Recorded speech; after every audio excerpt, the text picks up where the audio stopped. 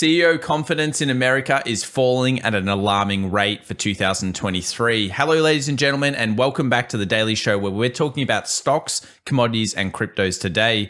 Now, we've been discussing the idea that underneath the hood is sick. That is, the consumer discretionary, the general sectors that we see do well in stock markets are not recovering with this current rally. Well, we've got some big changes as well in terms of demand destruction. And this comes into what is historically one of the better times of the year for the US economy in terms of hirings and also, of course, spending.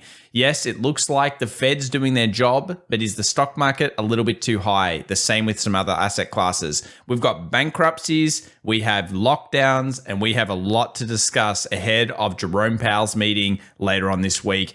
Let's discuss it all now. See you soon.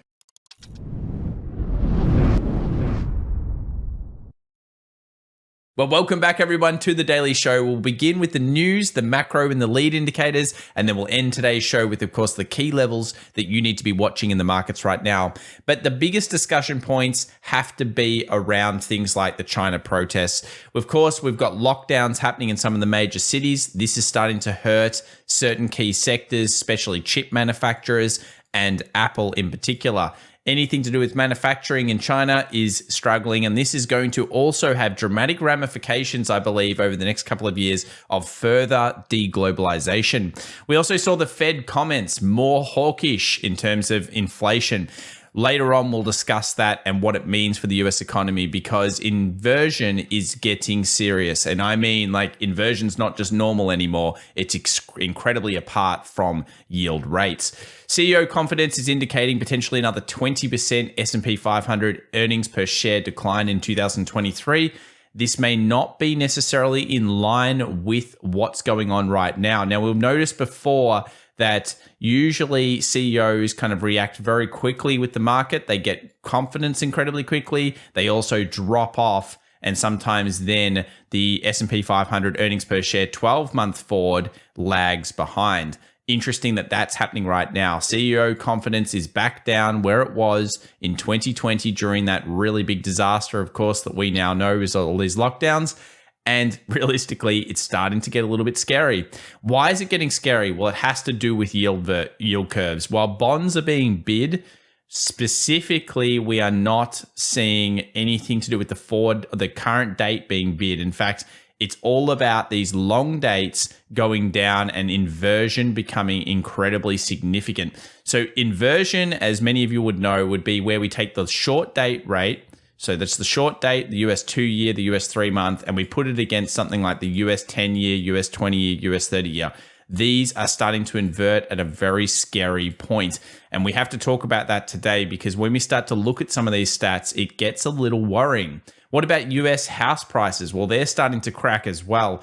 30-year mortgage rates jumped to, of course, 7%. That's an incredible increase. Maybe they'll go a little bit higher as well, because the Fed terminal rate, as we know, should be 5%. So this might top out around 7.5% to maybe even 8%. And this is having a massive effect on certain areas in America. You can see here the percentage decline of purchases by investors. Investors are bailing. They're not coming back in. And they're saying, you know what, we need to see something to get back in. This is going to make a softer housing market. People will feel poorer. And of course, it goes on to the big discussion today, which is demand destruction, when we should be seeing lows, if we can even tell that yet, and whether we should really believe in this current rally. So what economic indicators can warn of recessions? Well, we've already seen inverted yield curve. We've already seen corporate profits dropping. We've seen unemployment, which is coming out this week, by the way, the second number here. So will that be lackluster? I think it probably will. So that's starting to point towards, and we're now going to see housing starts showing us some weakness. So there's no doubt in my mind anyway that the US is in a recession already, and that we'll just see it being called officially in the papers in 2023. We don't really want to look too much into the word recession. Instead, what we're going to be looking into is how do we find bottoms during this period, and should we be expecting new lows to be formed? Well, here's just a little bit of extra, unfortunately, bad news for the bulls right now. Because of the year-to-date coming into Thanksgiving, generally speaking, we get lackluster returns over what is usually one of the best times of the year, the Christmas rally or the Christmas rush. Historically, when we've had negative periods, we've had very small gains, and mostly reds across the board. Keep that in mind when you're looking at markets. Keep an open mind to both the bull and the bear side. Of course, we're traders here. We're looking for both sides, but it is important to think about where we are in the market, and we'll talk about that later on. A bad 2022, is there hope for 2023? Historically, yes. In fact, pre-election year returns are some of the best on record. Midterm year returns, horrible in general. This year has been horrible, 15.5% at the time of this recording. Could it get worse? Yeah, of course. Could it get worse in the first quarter or first half of 2023 and then still end very nicely? That is still possible. So remember, the history is on your side. Since the 1950s, over 70 years of data, when we've had a bad midterm year, we tend to ride into a very nice 2023. And historically, it's actually usually started around this period, this December, January period. It might be a little bit later, though, I think, based on what we're seeing in the data stats. But time will tell, as per usual. If you haven't already, come and follow us over at FX Evolution on Twitter. We're posting a whole bunch of helpful charts. Something like this periodic table asset class is really cool to have as a cheat sheet that you could put on your computer or anything like that. And do remember as well, we're posting now one private report to Twitter each week just for being a follower over there. So thanks so much. And if you're interested, check it out. So why are we potentially starting to get a little bit scared about this market? Well, it's mostly to do with just the internal asset classes and what's happening. Here's the last 5 days of best performing sectors within the market. Notice the top ones: utilities, consumer staples, and healthcare. They're not the ones that you want to see out in top, especially during a recovery, because what that's telling us is the market is potentially moving into defensive style assets. A lot of people don't look at this. This is what makes maybe this channel a little bit different to others. We consider the internal assets, not just the price. And at this point, it is a little bit worrying. Now, that brings me to my point here as well, which is, of course, Black Friday is almost over, Cyber Monday, all the deals. But because we've teamed up with Tiger Brokers, the sponsor of today's video, we do have still a few more days. If you're interested from anywhere around the world, you can get an additional 80 zip stocks if you are in one of the eligible countries, and that's up from 40. And of course, it is available as well to our American viewers and other viewers in the available countries down below. Now, why would you potentially want to open an account with Tiger Brokers? One of the biggest reasons I always talk about is understanding rotation. We were just looking at it. Here's the 10-day. Now, notice some of the sectors that have been doing quite well over the last 10 days. Then you go and look at the last 24 hours. Look at what wasn't down that much. We had pharmacy up. We obviously had electronic utilities only down a little bit.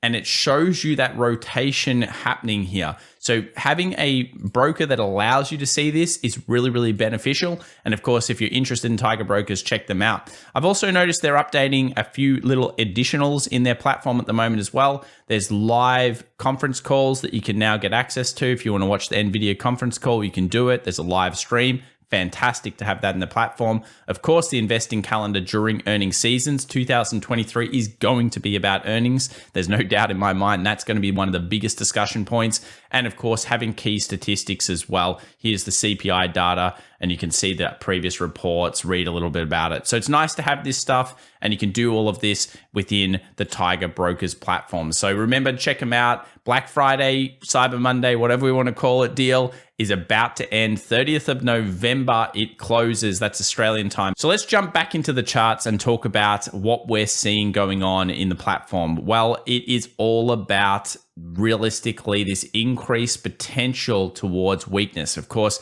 the China lockdowns will have an effect on stocks. It's just an additional problem on top of a whole sea of bad problems right now. Supply chain shocks continue to be the discussion point. But I think it's actually much more than that. Let's talk about the VIX. So the VIX came down to our 20 area. We know this is where, if markets are going to start selling off, between 20 and maybe 18 has been historically pretty good. A great way of checking this is always to load the SPX or the S&P 500 additionally on top. And then what you can see here is we've topped off a lot of the time in 2022 so far when we've hit these levels. We've discussed this quite a lot. These zones have been key. Now, if we go back into history as well, a lot of people are discussing this concept. When we had way lower kind of VIX for a consistent amount of time. This was pre-GFC. We then saw this incredible spike off as everyone got concerned. And I think a few people definitely discussed in the live stream last night. You guys are smart in the chat. I'll give you this. You were discussing Credit Suisse. Now, if you have a look at Credit Suisse's stock price, it's getting pretty worrying. I'm not really on top of this story. We will do a special on it later on this week. I believe we'll have to. But look at Credit Suisse, $3.37. Yeah, I read that right. $3.37. Market capitalization, $10.6 billion. So clearly there is a sickness here that everyone's forgotten about, but it doesn't get better. It keeps getting worse. So could this be a real flashpoint, a problem, like some kind of like serious issue in the financial system that has to be sorted? It's not looking fantastic, and Credit Suisse is starting to struggle. Now, the other one that was, of course, realistically bought up at the same time that Credit Suisse was going bad was, of course, Deutsche. And you can see here, or Deutsche, I'm not sure how to say it. The Germans out there will be like, what are you saying, Tom? But anyway, we'll call it DB for now. So DB here has actually recovered a little bit. And again, the financial sector for stocks has done okay. Like, it hasn't been absolutely horrific. I'll just load the right one here. So we put that in. Financial sector on the right index. There we go. It's been doing pretty well. So it's not like you've seen this sickness across the board. Something inside of Credit Suisse is a big issue. Well, I don't know what it is. No one probably does just yet in terms of, except the insiders, but keep a lookout on that one. I think it's going to come back into the storyline. Here's the highs on, of course, XLF. It points towards potential turnarounds here. You can see those resistances have been met. This is, again, one of those sectors that you must be looking at. If financials start to weaken heavily, it shows sickness. Let's go to the next thing, US 2-year yield. Now, we know that the terminal rate for the Fed, and I'm going to show you it right now for anyone that's a new viewer on the channel, this stuff is amazing. So 4.92% basically we're looking at in terms of the terminal rate, anywhere between 4.9, let's call it 5%. This means that by April of next year, March, April of 2023, the market expects the Fed to have to basically hit the highest rate that they're going to hit. They're going to have to hold it there to kill inflation and bring inflation underneath and steady it. And then they're going to need a cut in the back end of 2023 to support the economy. Now, when you start looking at the forward yields, you can see the sickness. Here it is. The US 5-year, 3.89. The US 10-year, 3.7. The US 10-year is often regarded as the health of the US economy. It's starting to get sick. Remember, current rate is expected to go to 5%. 10-year rate, 3.7. What that's telling us is that there is an incredibly large inversion. So if we look at the US, even just 0.2Y versus US 10Y, the inversion's massive. It's 1.25%. To put it in context, let's look at the weekly here. That's a big inversion. And that shows us that there's a real sickness here in the US economy. And if it's there, it's everywhere. Because, of course, the US economy is the biggest, the strongest in the world. It is a problem. I'm sorry to be a little downer, but this is real. It is happening, and we are seeing it in the chart. So we have to think about whether we really like this price that much on stocks and even some of the asset classes that we've got.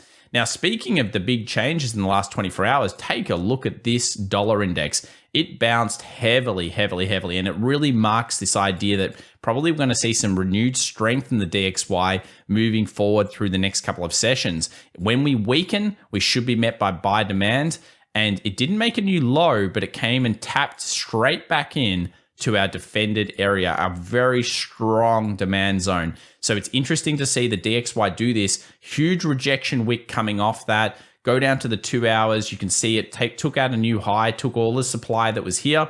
If it does keep driving up, you probably expect some weakness around 107, and then pullbacks should be met with buy demand. So interesting to see the DXY starting to powerhouse through. The same thing here on the euro. The euro took a new high, wiped people that were probably in this trade, and then shorted heavily. We do expect, of course, the euro to recover a little bit and then drop. But here's the rub. Yesterday, in the previous session, the previous sessions, we've had over 70 to even 80% of retail traders trying to short the euro. As of the time of this recording, that's flicked. Now people are longing the euro. So it's kind of done its job. If the market starts to rally and more retail traders start jumping in, that proves that there could be a real movement here towards the short. That's a nasty looking candle. So I'm surprised so many people are buying. We'll update you on this one, but what a big wick zone. This is definitely a weakness area here for the euro, and of course a strength for the dollar index at this stage.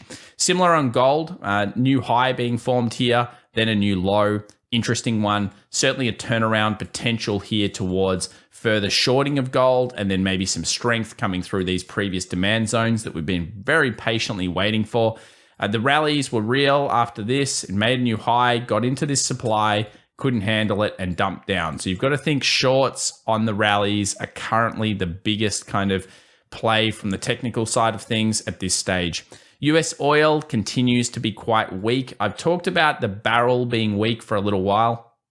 And again, here is the barrel. You can see a new low being formed. The weekly, let's have a look at the weekly. The weekly didn't quite get underneath this wick. So this is a fairly significant little change off an extreme sell that we've seen coming off this double top.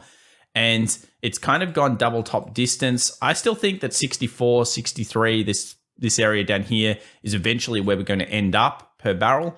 But for now, if you take a look at these 2 hours, it's still making a series of lower highs overall. You're going to want to see these types of trend lines being broken through, break through 80 a barrel, and then maybe we'll see some renewed strength. I guess I'm probably negative on oil. I did like the idea that we were maybe going to see some buyers commit in here. They did initially, but then of course all those stop losses got taken, new low. So you're needing about $80 plus a barrel to feel strong about this. This is fairly negative at this stage. And of course, a lot of people will be drawing, trend lines down saying, look at this. I've just got constant sell areas. And yes, for now, that's the way it looks. Let's move over to the stock market. What's going on there? Well, Tesla was unusually strong, frankly. It actually held up. I mean, it ended flat, but the market was down quite a lot. So you're looking at, again, another rejection. We're not at that 200 price point yet, which allows potential sellers to come back in. If it does weaken over the next 24 hours, where is the strength level? Somewhere around that 170 to 173 for Tesla. But if it does make a new low, really be careful out down below, because if we close a weekly in this zone, there's not much holding it up until we get back down in this 136, 123. So strength could be found through this fib pullback. At the moment, yes, it's been historically okay. Look at the options. That's something maybe we'll bring in later on this week and we'll check it out. But realistically, it's kind of finding some buyers because that weekly, if it does keep rallying, this could be as at level, the 170, 173. And then if it makes a new low, I'd really be careful out down below. I think that the whole market would be looking sick at that point and we could get down to those prices. Let's have a look at Apple. Did it hit our alert? Yes, the alert is gone. We made a new low. So chip manufacturers, Apple in particular, taking a bit of a dive here. We know this is the biggest stock. It's the most important to the market. Not a strong session for them.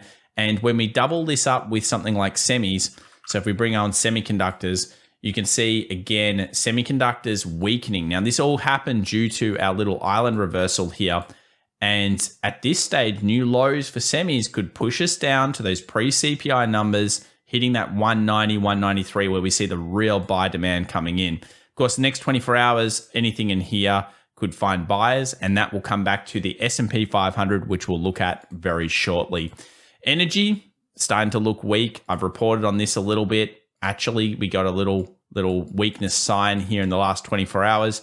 And it could be all distribution at the peak. We got that breakout on the energy sector, pushing people into buys. I know a lot of people were very bullish on this, but do remember it is completely disconnected from current barrel price. There are reasons, I understand that, but this chart is starting to look a little weak.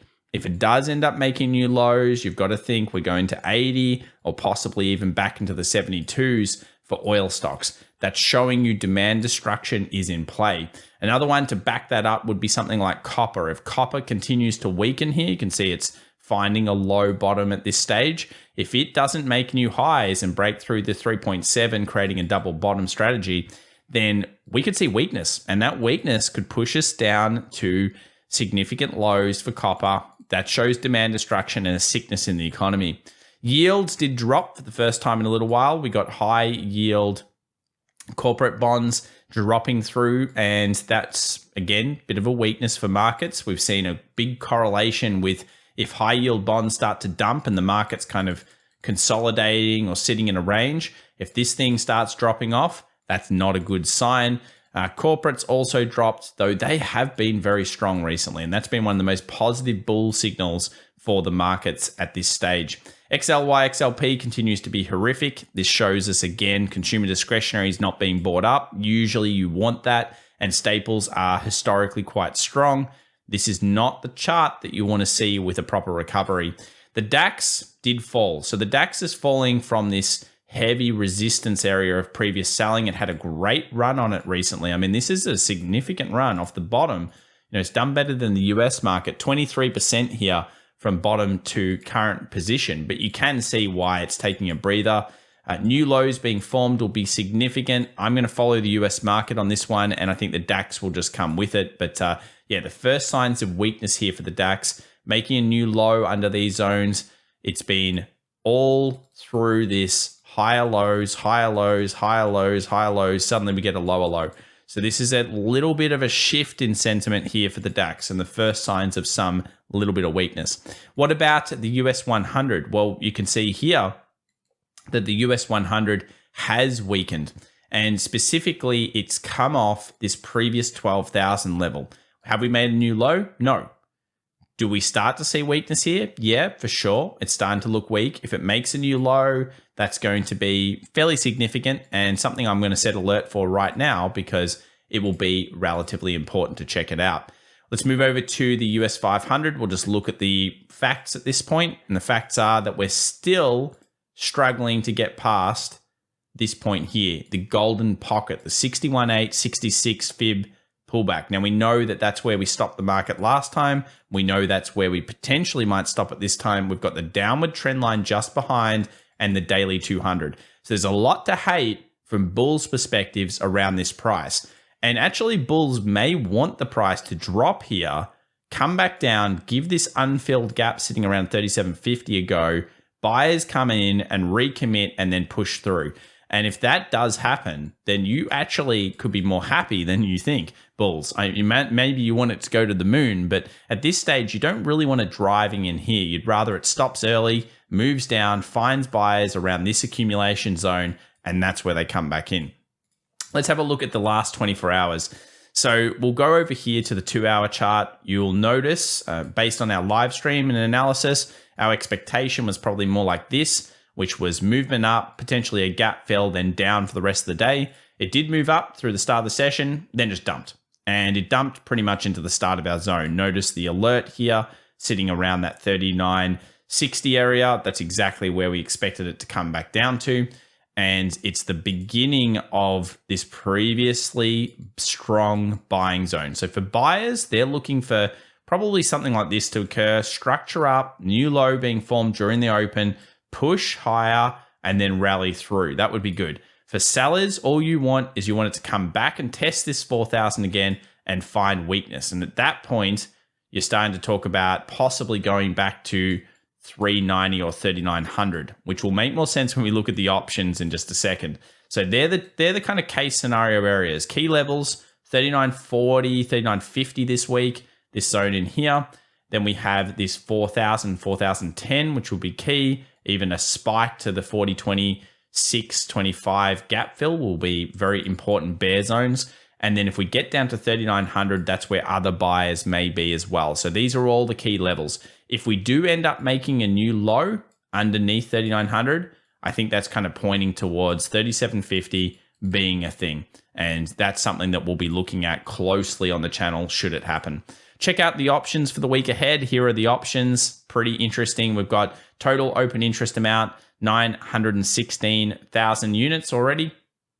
And that's fairly large. Look where the puts and the calls are. Still a lot of calls, still a lot of puts, 400 being a bit of a wall. Time of recording, we're at 396 and 390 being a wall. So you can really see where these buyers and sellers should commit themselves based on the options. We know where the inducements could be. We also know that technically the market might like to be trapped within these zones again. So coming into Fed, coming into all of these bits of news, that's where we could be. Bitcoin also showing some signs of weakness. This was the area that we thought it would weaken off. It made a new low. Now rallies, you would think, be met by potential sell demand. We've got companies that unfortunately, further companies going bust due to the FTX drama, and quite a lot of them actually filing in the last 24 to 48 hours. This is going to probably continue to be a shockwave through the crypto world, hurting demand. At times like this, it's great to be greedy when others are fearful, but I still think there could be further weakness in Bitcoin. Rallies to 16,500 or 600 could be met by sellers, and that's the current price action that we're seeing. Now, why is it reversed here? Again, it's just probably an inversion 618. So if we have a look and we check it out, it's come down, it's tapped that zone. So the buyers sit here, the sellers sit somewhere in here at this stage, but I think the sell side is probably the stronger one at the time of this recording. Let's check out what else we've got going on. This is a week of pretty annoying news. So for the Tuesday session, we have US CB consumer confidence happening at 10 a.m. Then we have non-farm payrolls. We've got prelim GDP, whatever. JOLTS job openings. Fed Chair Powell speaking Wednesday at 1:30 p.m. New York time. So make sure you stick around for that. CPI numbers coming out for CHF. And then we've got core PCE price index, 8:30 a.m., followed by ISM manufacturing PMI. Remember, it's a data-driven Fed, so it's a lot of data here, 10 a.m., and then the big kahuna, which is, of course, the jobs numbers. So we've got the jobs numbers coming out Friday, 1 hour before the market opens. Will they be weaker than usual? Probably. And will we see a demand destruction kind of through this? I think so. I think you'll see less hirings. That's, again, just my opinion. Do I really know what price is going to do from that? Not really. It's not really important to me. What I'm looking for is the reaction to the news. How has the market reacted? Has it hit key supply and demand zones and areas of interest to trap traders into the wrong position and move off in the opposite way? As per usual, thanks so much to the sponsor of today's video, which is Tiger Brokers. Make sure to check out their Black Friday, Cyber Monday extended offer, which closes 30th of November. Remember that, 2022. It's available to most or a lot of you out there. So check out the description down below on how to apply for it if you're interested in getting some of those special offers. And as always, subscribe, smash that like button. We'll see you in the next video. And thank you so much for watching throughout 2022. We hope you've enjoyed. And don't worry, we're not going anywhere for December. We're going to be continuing to pump these videos out because it's a very exciting but also dangerous time in markets right now. See you later. Bye.